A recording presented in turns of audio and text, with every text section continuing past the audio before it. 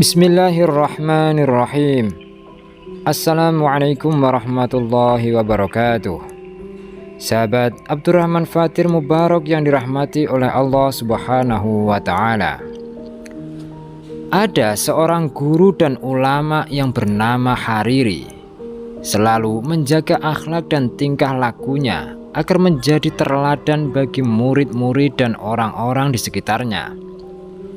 Hal itu menjadikan dirinya terkenal dan dianggap sebagai orang yang terpercaya. Tetapi tanpa disadarinya, sikap Jaim Hariri agar menjadi teladan masyarakat itu hampir saja mencelakakan dirinya.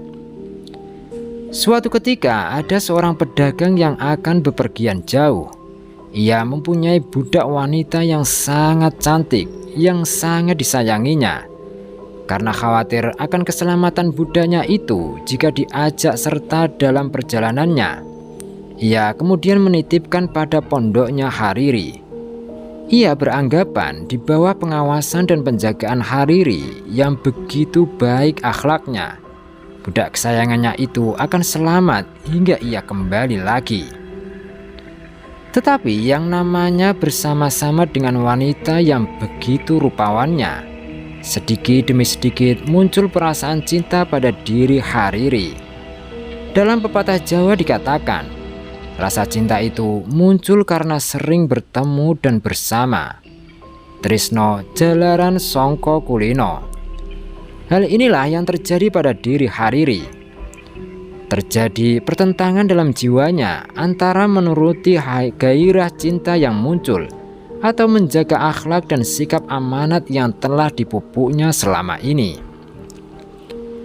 Ketika pertentangan jiwanya makin memuncak, Hariri kemudian mendatangi gurunya di bidang sufi, yakni Syekh Al-Haddad. Setelah menceritakan semua yang dialaminya, Al-Haddad hanya berkata, "Pergilah kamu menghadap Yusuf bin Husain."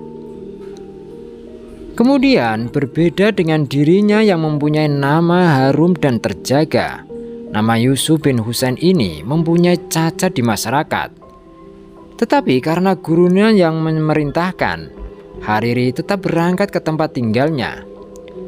Orang-orang yang bertemu dengannya selalu mengucap salam penuh hormat dan menanyakan kepergiannya. Begitu dijawab kalau ia ingin mencari Yusuf bin Husain, mereka selalu berkata, "Wahai orang yang soleh, janganlah engkau mendekati Ibnu Husain, karena ia orang yang sangat nista. Ia adalah orang yang suka membuat bid'ah dan minum minuman keras atau khamar." Walau mengucapkan terima kasih atas nasihat mereka itu, Hariri tetap menuju rumahnya. Tetapi ketika ia telah berdiri di pintu rumahnya dan melihat sendiri Yusuf bin Husain tengah duduk dengan seorang pemuda menghadapi sebotol anggur di meja, ia kemudian berkata dengan keras, "Apakah artinya tingkah lakumu ini?" Hariri lupa bahwa maksud kedatangannya adalah atas perintah gurunya, yakni Al-Haddad, karena permasalahan yang tengah dihadapinya. Perasaannya sebagai teladan dan tokoh masyarakat langsung mengemuka ketika melihat kemaksiatan di depan matanya. Tetapi Yusuf bin Husain tetap tenang saja dan hanya memandangnya sesaat. Kemudian beliau berkata, "Sengaja aku memilih sikap yang seperti ini, sehingga orang-orang tidak akan pernah mengamanatkan budak-budaknya yang cantik rupawan kepadaku." Mendengar jawaban itu, Hariri tersentak dengan kaget. Ia belum menceritakan apapun dan tidak mungkin gurunya Al-Haddad telah menceritakan keadaan jiwanya kepada Ibnu Husain, karena ia langsung berangkat setelah dari rumah gurunya itu. Sadarlah ia kalau Yusuf bin Husain ini bukan orang sembarangan. Hanya saja ia menyembunyikan hakikat dirinya dari masyarakat umum. Segera saja Hariri meminta maaf dan meminta nasihat lebih lanjut tentang permasalahannya. Setelah pertemuannya dengan Ibnu Husain tersebut, Hariri tidak lagi menyibukkan diri untuk menjaga nama dan image dirinya, tetapi ia lebih memfokuskan diri untuk melatih dan menjaga hawa nafsunya agar tidak terjebak dalam perangkap dan tipuan syaitan terkutuk, khususnya atas nama ketinggian akhlak dan kebaikan amal-amal ibadahnya. Wallahu a'lam bishawab. Semoga bermanfaat dan menjadi pelajaran bagi kita semua. Amin.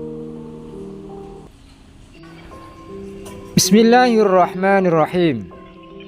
Suatu hari di zaman kekhalifahan Umar bin Khattab, sang khalifah berjalan di jalanan Madinah dikawal oleh para sahabatnya. Sosok Amirul Mukminin yang tinggi, gagah, dan didampingi para pengawalnya membuat masyarakat Madinah segan dan terkagum-kagum. Sehingga berkatalah seorang kakek tua Yahudi, "Wahai Umar, sesungguhnya nabimu telah berdusta. Dia berkata bahwa dunia ini adalah kesengsaraan bagi kaum muslimin dan surga bagi orang kafir. Tapi kenyataannya berbanding terbalik dari sabda nabimu. Engkau begitu nikmatnya bepergian didampingi para pengawalmu, sedangkan saya sejak dahulu sampai sekarang masih tetap miskin dan menderita." Lantas Sayyidina Umar pun berkata, "Ketahuilah, sesungguhnya deritamu di neraka jauh lebih sengsara daripada yang kau rasakan sekarang. Engkau masih bisa enak duduk tanpa ada yang mengganggumu, sedangkan nanti di neraka malaikat akan menyiksamu. Dan ketahuilah, sesungguhnya nikmatku di akhirat akan jauh lebih baik dibandingkan kenikmatan yang aku rasakan saat ini." Semoga kita bisa mengambil pelajaran dari kisah ini. Amin. Wallahu a'lam bishawab.